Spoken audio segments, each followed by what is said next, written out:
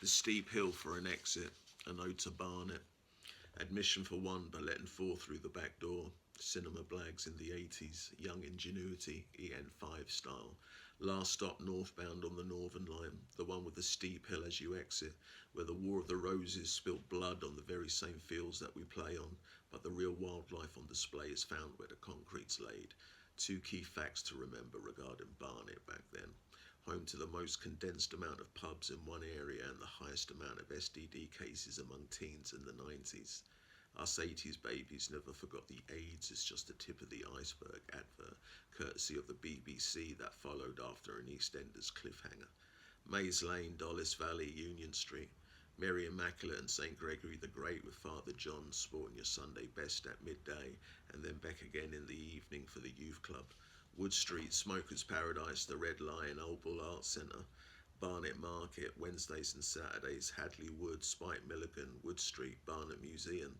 Then next door down Barnet Park, where sexual awakenings and mind exploration occurred and took root. Underhill, the true home of the Bees, Barnet FC. Saturday afternoon, easy access to the matches via the fence from the adjacent Barnet playing fields, home and training ground also to the mighty Barnet Youth FC. We were a problem. And our games were on the very same fields on a Sunday morning.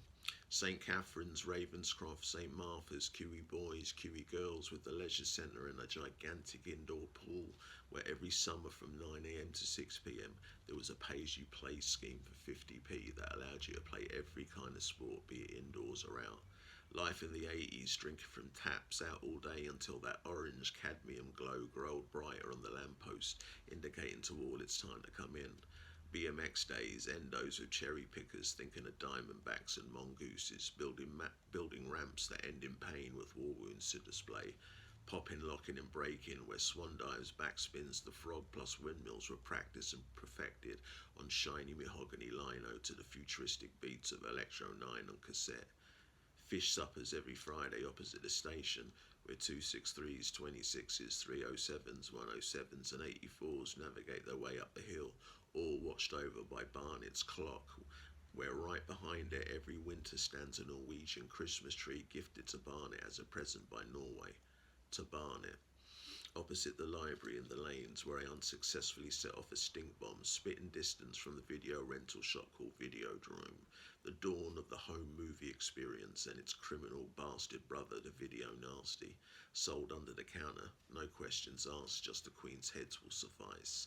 Then came a tale of a car park that transformed into the mecca of commerce known as the Spires, the number one choice for shopping in North London behind Brent Cross, but the 26 has you covered for that, incorporating a part of the architecture from the Methodist Church into becoming the entrance to all your shopping needs. The very same church situated next to a clothes shop that dealt with important garments from Europe.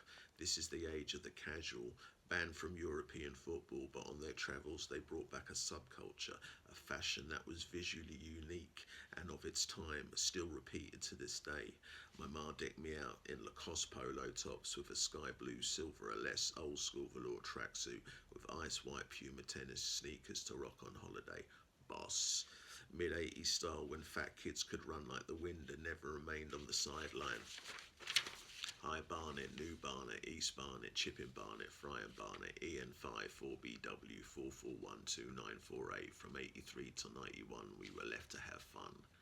My Ode to Barnet by T.M. Warren, 15th of the 5th, 2025.